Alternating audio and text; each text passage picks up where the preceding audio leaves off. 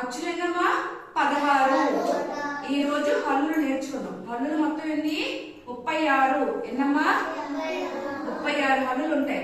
చెప్పండి. కా ఖ గా గ ఇని చ చ జ జ ఇని ట ట డ డ అన త త ద ద న ప ప బ బ మ యా రా లా వా సే షా సా హ లా క్ష బండిరా